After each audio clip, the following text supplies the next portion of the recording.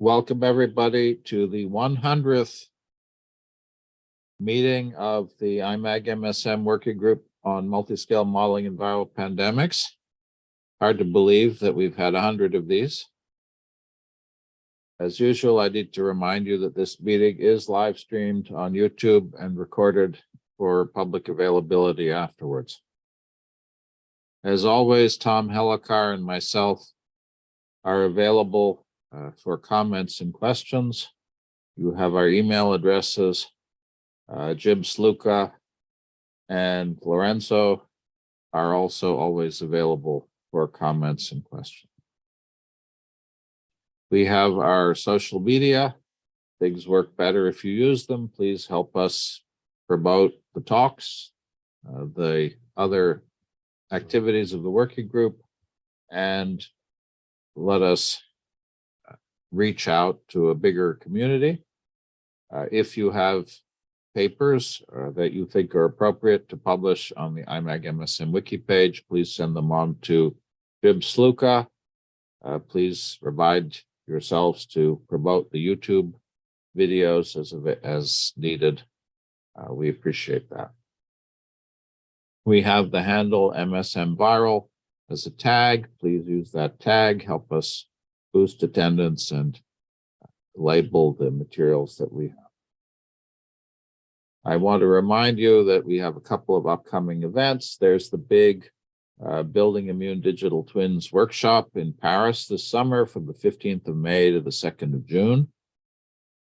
Please register for that. Let your friends, students, colleagues know about it. I'm sure Reinhardt and Anna would be grateful for that. There is going to be a 20th anniversary conference for the IMAG-MSM group, June 28th and 29th in Bethesda.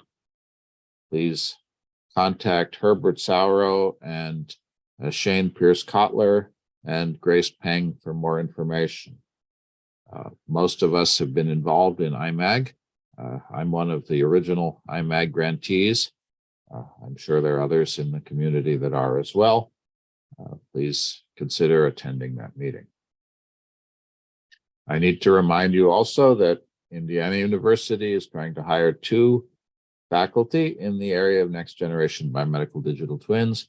Those could be at any level from assistant professor to full professor. Please contact me, jaiglazier@gmail.com, if you would like some more information. And if you would like the link in the chat, I can share that with you. There also are 6 hires related to the things that we do in this working group at University of British Columbia in Vancouver. It's a great place.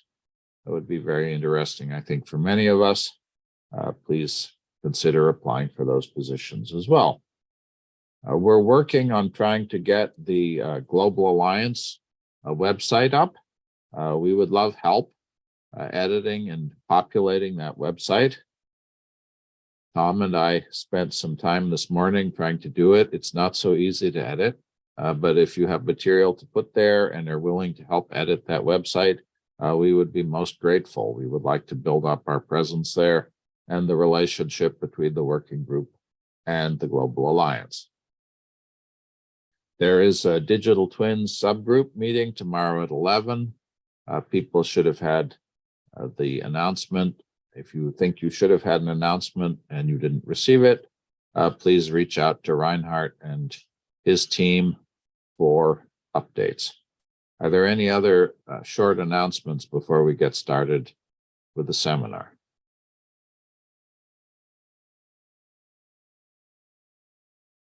No, we have a full group of seminars coming up. March 16th, we're going to be hearing about modeling seroreversion for assessing SARS-CoV-2 seroprevalence.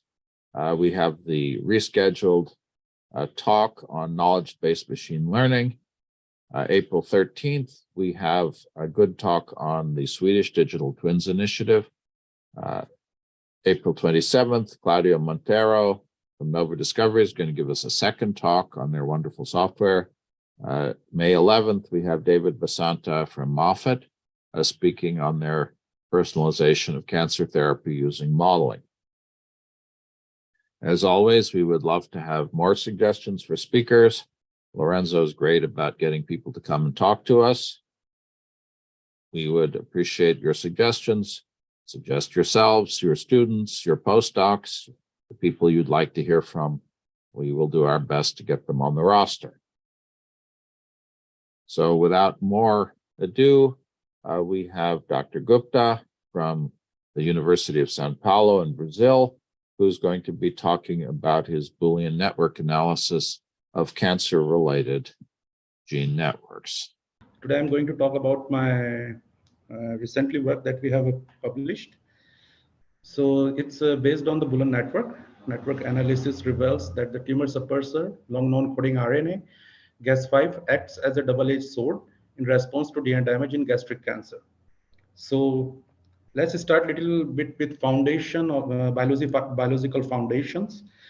So what is the gastric cancer? Gastric cancer is also known as a stomach cancer and is the malignant when the growth of the cells start in his stomach. The main cause of the gastric cancer is the bacteria infection, Helicobacter pylori, and another could be a high smoking and alcohol consumption. So we know a little bit about the non-coding RNAs. Actually, non-coding RNAs is a functioning RNA molecule that is not translated into a protein.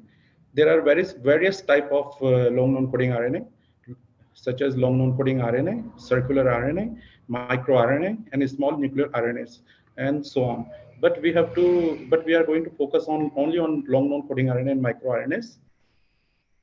So here I explain a little bit what is the long non-coding RNA. Actually, long non-coding RNAs are the long in length above than 200 nucleotides, whereas the microRNA there is short RNAs. They're containing 20 to 22 nucleotides. Both are found in the plants and animals. The long non-coding RNA main function is modulating the DNA modification, primary methylation, and acetylation. And the main function of the microRNAs are in RNA slicing and post-transcription regulation of gene expression. On the other hand, in long non-coding RNA also now have this belief.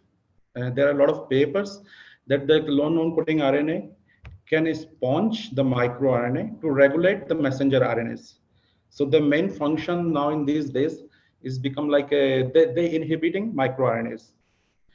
However, both are the main new player in DNA damage response, and they are getting more attention in these days in most in the cancer research. Okay, so now I'll talk a little bit about the Gas5 is one long non-coding RNA. Is long non-coding RNA Gas5 is a growth RS specific transcript. Gas5 is a tumor suppressor long non-coding RNA, and its function in response to DNA damage. In gastric cancer, especially, long non-coding RNA Gas5 is staying downregulated. On the other hand, is the E2F1 is the well-known oncogene and transcription factor, and it's upregulated in the gastric cancer. Then is the microRNA 34 family. There are 3 members of microRNA 34, 34A, 34B, and 34C. Usually, microRNA 34 family is regulated by P53, but specifically in gastric cancer, microRNA 34 family is controlled by the ATM and P38 MAPK. Actually, both are the tumor suppressor also. And the main function of microRNA 34C, it inhibits the CDK cyclins, CDK4/6, and the cyclin D, cyclin E. MYC is also a transcription factor in oncogene, HDAC1, SIRT1, and BCL2, among others. So previously we found one paper regarding the upregulation of microRNA 34C after the slicing E2F1 transcription factor, and it induced the drug resistance in gastric cancer cell. So here in this study, they explain that when they found upregulation of E2F1 in normal gastric cancer tissues is staying downregulated, but in cancer tissue is staying upregulated. So here is another example. GES is one cell line, is for the healthy tissues. So here is downregulated, but the BGC823, MGC803, and SGC7901 is the gastric cancer cell line, and here they show its E2F1 is upregulated. So they found when they do knockout for the E2F1, it facilitates reducing the drug resistance, as we can see in expression. Here, knockdown of the E2F1 decrease the BCL2 and induce the Beck's caspase dependent apoptotic cell death. So they start to go into deeper, and they found the mechanism. So they found that inhibition of the E2F1 actually trigger the miR34C transcription. So they showing the binding site and the relative expression of microRNA 34C after the knockdown of E2F1. So here 34 expression start to induce when E2F1 is downregulated or knocked down. Then furthermore, they found that overexpression of miR34C promote the inhibition of drug resistance. So they found that here overexpression of miR34C inhibits BCL2 and induce the Beck's and caspase apoptosis cell death. So in this way, this Zhang et al, they conclude that knockdown of E2F1 could trigger upregulation of miR34C, and once miR34C is upregulated, it induces the cell cycle arrest, as we can see here and this figure, and apoptosis here and here. After that, we found another paper regarding the Gas5 long non-coding RNA. So long non-coding RNA Gas5 is staying also down-regulated in gastric cancer. And if we compare with the healthy tissues, so here is the little mark upregulated in the healthy tissues. But in cancer cell, it's staying very down-regulated, so much down-regulated. So they found in response to DNA damage, Gas5 start to upregulate it. So it is the empty vector without control. But when they using treatment with Gas5 in DNA damage, so here you can see the expression level in these two cell lines. So they found that overexpression of Gas5 inhibits the proliferation and induce the apoptosis. So actually here, if you see in Western blot, here is the black dots is the proliferation, migration in two different cell line, SGC7901 and BGC823 is an empty vector. Then they're using overexpression long non-coding RNA Gas5. So here reducing the proliferation in both cell line. So after that, they did the reverse. They knocked down the Gas5 and is a non-control, but here is the inhibitor of Gas5. So when you see in non-control, there is the less proliferation. But when they do the inhibitor of the Gas5, then they knock down Gas5, they found much more proliferation in the cells. After that, they found the overexpression of Gas5 in gastric cell induced the apoptosis. So is the empty vector is the non-control, but in DNA damage response, Gas5 induce a more apoptosis cell deaths. So here is this dark blue with little shining is a apoptotic cell death. So in this way, this Sun et al, he concluded that the mechanism how Gas5 is worked. So actually they found that overexpression of Gas5 inhibits E2F1 and cyclin D1, and also and also it induced the caspase 3 activity, which induced apoptotic cell death. So here is the empty vector with no control when Gas5 is downregulated, but with the treatment with overexpression, the tumors is become reduce it. So the mechanism he proposed it that overexpression of Gas5 inhibits E2F1, which inhibits proliferation but induce apoptosis. So our goal is to investigate the function of the Gas5 and 34 axis in response to DNA damage. So in this way, we construct the model, Boolean model. Actually, Boolean model is the simplest model, and because there is only two values, 0 or 1, active or inactive. If you see this red node is the input. In down, there are the proliferation, cell cycle arrest, and apoptosis is the outputs of the model. Is in total there are 26 nodes in the model and 73 direct interactions. Gas5 is in blue node, rectangular. MID34C is the yellow node, rectangular, and the oval nodes is the targets of the Gas5, E2F1, and here is the orange node, the target of MID34C. In gray nodes, they are the normal proteins like ATM, like a P38, P53, VIP1, RB1. The arrowhead, black arrows in the arrowhead is the activation. Whereas the arrow with the hammerhead is the inhibition. And I show the inhibition of the Gas5 in red, whereas the inhibition of the MID34C for their targets in the dash hammerhead inhibitions. So we construct the model based on the articles. So actually, this interaction between E2F1 inhibits MID34C. We got from the Zhang paper that previously I explained. Then another two interactions, Gas5 inhibits E2F1 and Gas5 inhibits cyclin D. We got from the Sun et al. Paper. Similarly, all the interaction in our model, we based on the articles. Okay, so then we do the model validation. So we for model validation we have to use two studies because it's interlinked with two studies. Like for Sun et al. Showing that activation of Gas5 inhibits E2F1 and cyclin D and triggers apoptosis in gastric cell line. On the other hand, Zhang et al. Present that knockdown of E2F1 increased MID34C, which inhibits proliferation through the activating cell cycle arrest and apoptosis. So here are our simulations.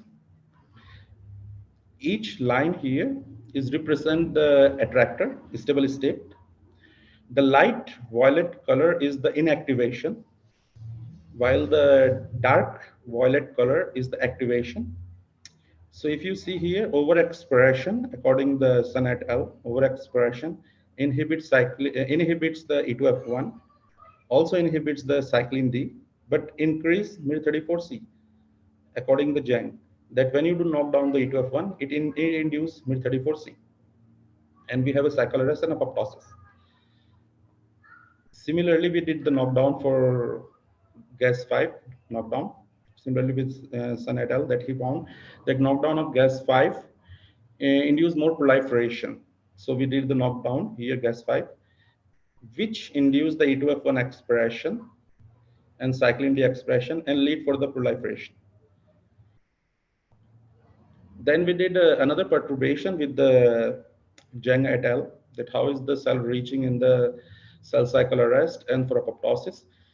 So in according to the Zhang et al., the knockdown of E2F1 trigger MID34C.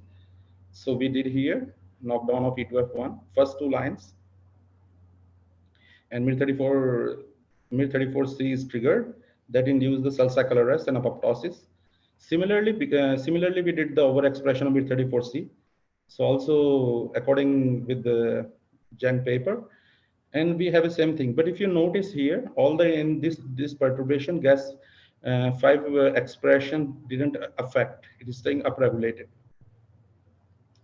Okay, so there is another papers that showing that P21 could be induced by MID34A. Here in this paper they explain ABC, but the title was the 34A. And they're saying that 34 family is it can induce the cycle arrest and apoptosis independently of P53. So they proposed it that P53 induced MID34C, 34 family, MID34 then inhibits MDM4, YY1, SID1. Actually, these three upper side guys, they are the inhibitor of p53. So it indirectly induces the p53. On the other hand, HDAC is the inhibitor of p21. So miR34 inhibits HDAC and induce p21 expression. So we tested it if our model could produce independently cycle arrest apoptosis without p53. So we knocked down the p53 here in response to DNA damage, and we found overexpression of miR34C, which inhibits HDAC. HDAC is down, and it induced p21, and we have a cycle arrest apoptosis without p53. After that, there are another studies that showing that that p21 is the switch actually, and this switch can be worked without p53. So this first study is by Liu. He found that p21 actually inhibits apoptosis in gastric cancer cell line, and he proposed it with p38 MAPK pathway. On the other hand, another study by Subhash, he also found the same phenomena, that p21 is a switch, and upregulation of p53 inhibits apoptosis and induces cycle arrest through ATM pathway. So we have tested it first, that without p53, ATM and p38 could upregulate p21. And if you see here, p21 is the switch, because p21 is only activated in cycle arrest state, not in apoptosis state. So we validate both studies, but we wanted to look more in deeper. So we did more perturbation. We knock out p38 KO, because according this Liu et al., he suggested that if p38 is a knockout, it will lead for proliferation. There is no any sulfate decision. So we did it. We knock out first. So we found only proliferation here.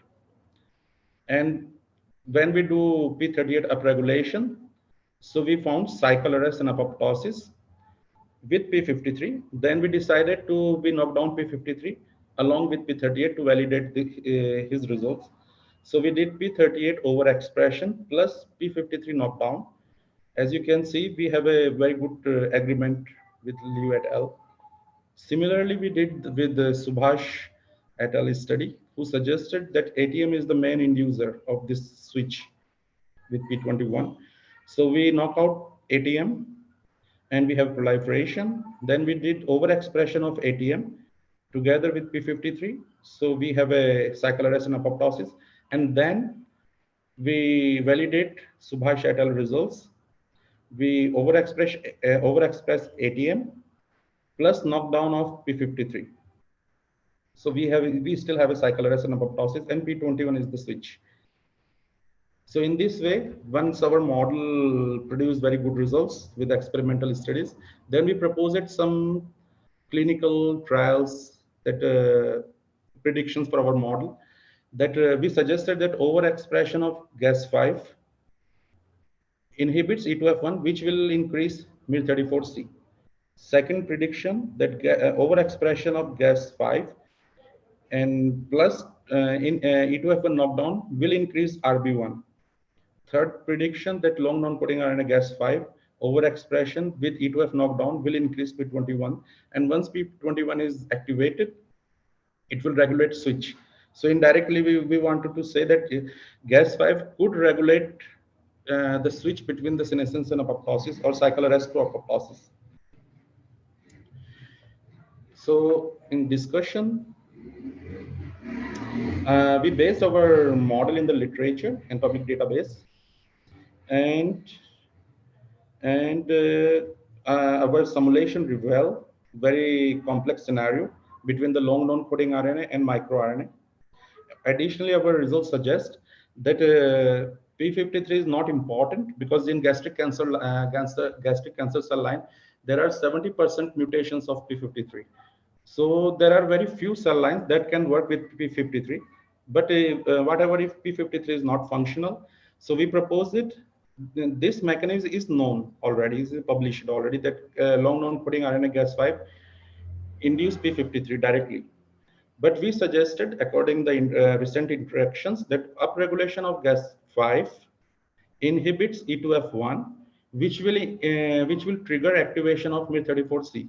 And once MIR34C is activated, it will inhibit cyclin D, cyclin E, and all CDC25A, HDAC, MYC, BCL2, and will bring the inhibits the proliferation and bring for the cell cycle arrest or of apoptosis. But very important thing in our work that there is a become one belief that long non-coding RNA always inhibits microRNAs. Like they sponging somehow they extract all the expression of microRNAs. But is our first study that we're going to show that's not true, because the long non-coding RNA can make microRNA positively regulate. And if both are tumor suppressor, so this is the best combination for the cancer treatment. And that's it. Is the acknowledgement. For in this paper, they are my co-authors. This is Pritam Kumar Pandey. Right now, he's defending his PhD in Uppsala University. Ronaldo Fumio Hashimoto, he's my advisor. He's my PI and advisor also in my postdoc. V. Lu is the co-advisor of the Pritam, and she was just help us for final manuscript if there is some checking some mistakes. Rajiv Ahuja is the advisor for in PhD for Pritam Kumar Pandey, and Pritam is from Uppsala University, Vilu also Uppsala University, and Rajiv Ahuja Uppsala University, and Ronaldo Fumio is with me in University of São Paulo. And we have funding for FAPES SP for research, São Paulo Research Foundation. And that's it. If there is any questions. Okay, thank you very much. Everyone should be able to unmute and ask questions, so please go ahead. Maybe I'll start out by asking, so when you say that you have a model of overexpression, of how is overexpression implemented in the simulation? Actually, we pick the value and we fix the value for one protein. Like we want to see the effect of long non-coding RNA Gas5. So we specifically pick the long non-coding RNA Gas5 value and we fix it, push it for the value 1, and then we run the simulation and we check the dynamics. So it would normally be 0 and you're pushing it to 1? Yeah. Or so normal expression is represented by 0, or is there normally none of it? That's why I tried to use the word overexpress rather than express. That's no, actually actually when we want to test knockout, so we push the value for 0. Right. But when we want to overexpress, so it's 1. But usually it's depend on the model input. Right. When we want to, we leave input on, because in our models, input can be on or off. So we leave on because we want to test the drug effect in response to DNA damage. But it's not. But it's not that you have a different probability of being on. Or as I'm just trying to understand, if normally the gene is expressed at a low level, what is that represented as a 0 in your Boolean network, or is it some fraction of the cases are 0? How do you do that? Actually, this is the limitation of our Boolean model. If there is little expression, it will show one value, like expressed.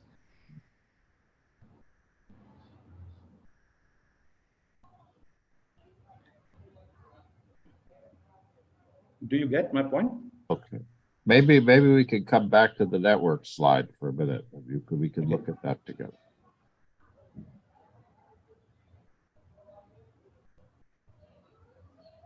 Yeah. So this is the input. It can be on and it can be on and off. So when we are unperturbed model without touching anything, like a wild type case systems. So that time we got 3 states. 1 is state without DNA damage, only with proliferation, and 2 is state with DNA damage, because it is stochastic simulation. We have used stochastic simulations. So we found cycle arrest and apoptosis, but it's depend each state which markers is on together with them. So let me understand. So you're going to, so if you have proliferation, you start with cyclin E turned on. What would you start with as the initial condition for proliferation? No, actually, we leave for the software. It can pick the one initial state because it's stochastic. So one initial state can lead for 3 different outcomes. Right. So it explores every possible initial state, every possible combination of each one of these states.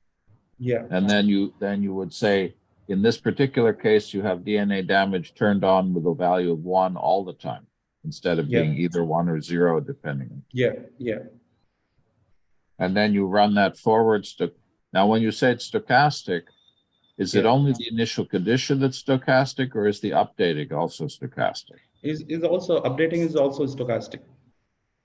So there's a probability that the inhibition acts at each or not.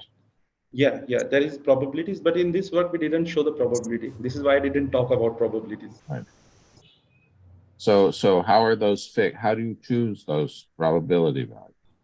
No, actually we using Monte Carlo simulation for probabilities. So the probabilities themselves are picked stochastic. Yeah, actually in our another works we have used it, and also I think is depend on the how much we run. But usually when we have biostability, so they are very close. Sometimes 48%, another is 52% in DNA damage response. But when we leave the input is free, like let system choose. So that time we have I think more than 50% is proliferation and 30% is like apoptosis and less cycle arrest.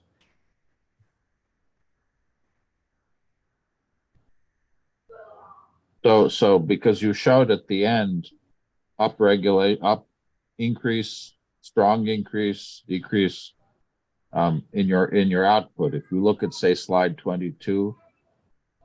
Okay. Yeah. I think you show. Is the perturbations. Yeah. Right. Like we overexpressed here. We fix the way in DNA damage response. We do it in when DNA damage response is on. So we overexpress this long non-coding RNA. Right. And we see the effect, because according to the study, when overexpressed Gas5 should inhibits E2F1. So we found E2F1 is off here.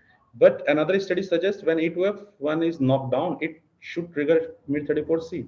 So here we can see also when it's knocked down, it induced MIR34C expression. And once MIR34C induce it, it control P21 by cycle arrest and also apoptosis, because the MIR34C also inhibits the BCL2.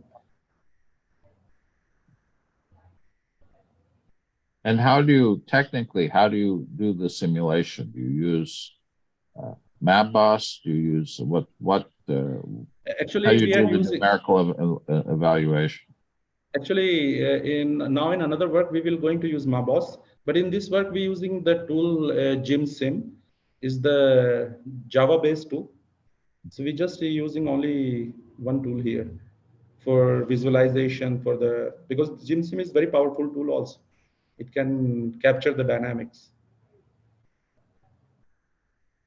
So that would actually, so you get a time series for each one of the values then?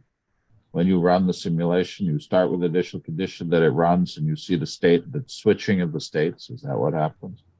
Or you get the net probability? Yeah. No, actually, in state transition graph, if we want to see, we can check it. But here in GymSim, it can produce, like we can save our time and we can go direct for the stable state for checking the final outcomes of the model for attractors.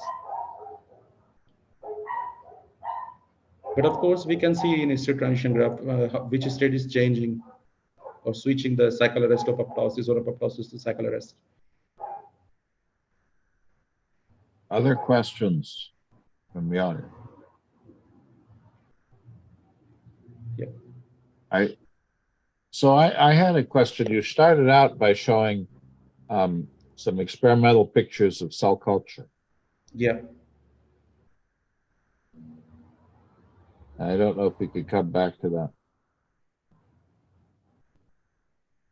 So in these pictures,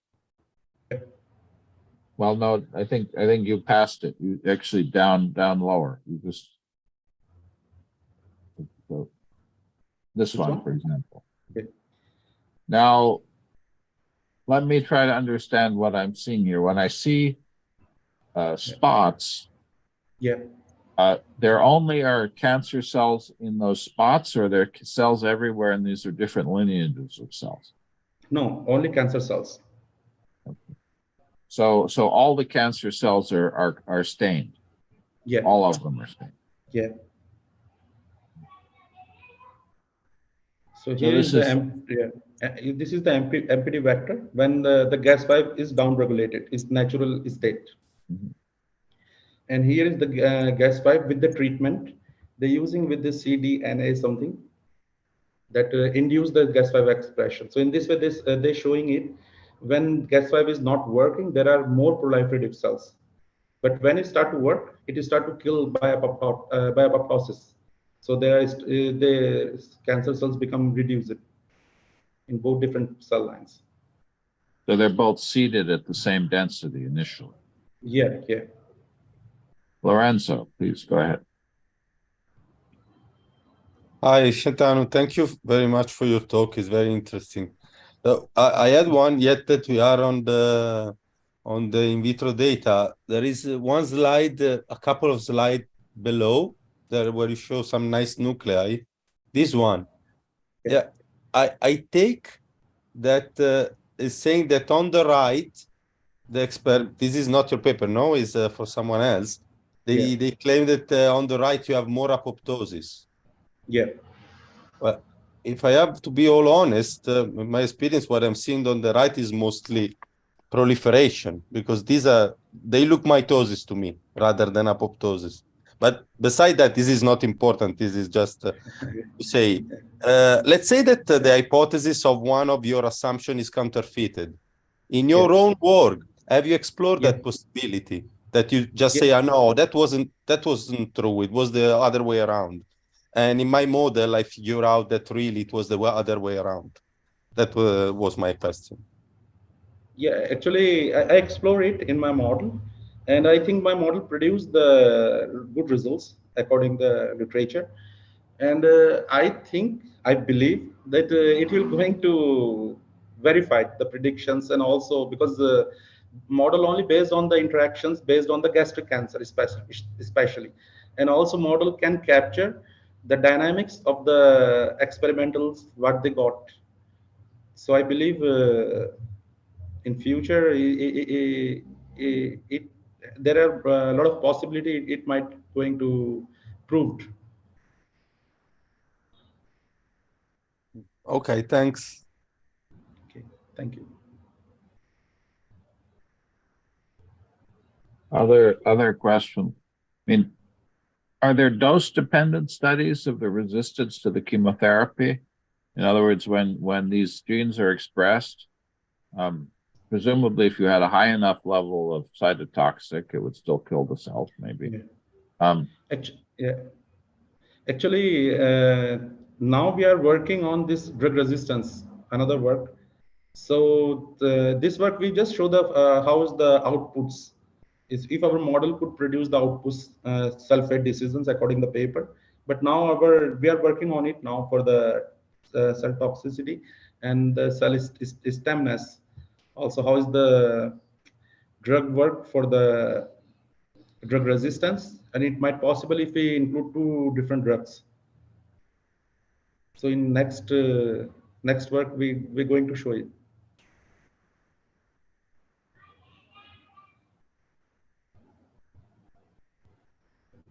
I mean, the things that you've shown are all cell autonomous. They all happen inside a single cell.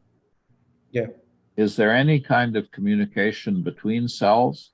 For example, could the RNAs be shared between cells through liposomes, or by contact, or is this always just within single cell? No, I don't think so. I think it's always in single cell.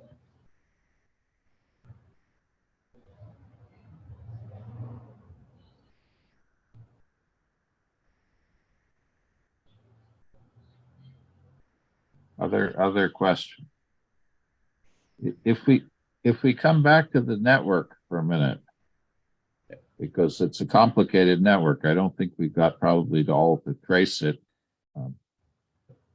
Are there any connections in the network that you found that are not significant? In other words, would there be some of these clearly have to be always there, like the cross inhibition in P53? No, actually, I think they must be there because they represent the cascade when DNA damage on. So I think all the interactions or nodes, I think there are here is important because if you see they represent the cascade. DNA damage on it trigger the ATM, then P38, then P53, then P21 and backs. On the other hand, it will induce the Gas5, which will inhibits E2F1. This is the important for the cell cycle regulator. Then inhibits MIS34C. So I think here all the nodes are important. So this really is it's a minimal model. Yeah, is the minimum. Yeah.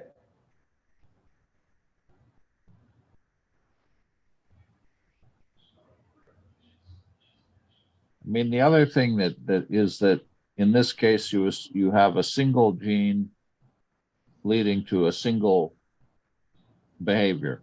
The cyclin E is responsible for proliferation. The P21 is responsible for cell cycle arrest. The caspase is responsible for apoptosis. The process. For this particular set of choices, perhaps that's reasonable. If you had more genes, then there might be some interaction between them that could some might be promoting proliferation, some might be inhibiting it.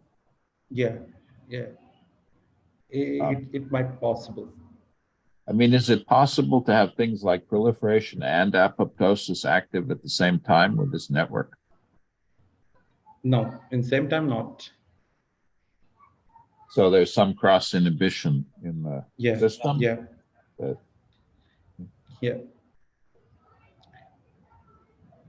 Because actually here, if you see here MID34, it inhibits cyclins, cyclin D, cyclin E, CDC25. They are the regulators of the cell cycle, right, for the proliferation. So it inhibits and somehow, and also MID34C induced it by the ATM and P38. So I think this is also one it should not be happen proliferation and apoptosis same time.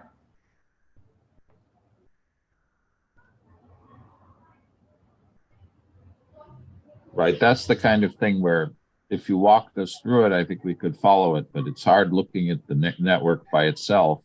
It's a little hard to see that cross inhibition. So Gas5 is only feed forward, but E2F1 is got feedback. No, actually, there is no feedback. Maybe, actually is the impact. But I don't know, are you talking about the feedback forward or feedback loop? Because there is no feedback loop between them. Well, so E2F1 inhibits the microRNA 34C, which inhibits CDC25, and you have CDC25 promoting E2F1. So there is a feedback loop there. Okay. Before I didn't give attention on it. Okay. So I was trying to see where there are in fact feedback loops in the system. Actually, here is the MDM2 and P53 negative feedback. And also, if you see MIR34C inhibits MDM2, which indirectly increase the P53. And there is the three different node for P53 also, according to them. then biological function. P53 represent the P53 arrest, which represent the serine 15 till 20 activation for P53, while the P53K represent P53 killer, which induce it serine 46 till 50. So this is why they have a two different function. And the accumulation between the P53 RS and the killer is controlled by P53 INP1 and the VIP1. And where does that inhibition of ATM come from? At the top, you have an It's the inhibitory VIP1. R. I can't. Well, It's the there's VIP1. one from VIP1, and there's another one. Is another feedback. Yeah. Where is that coming from? I can't track that one. It looks like it's one of the cyclins, but I can't tell which one.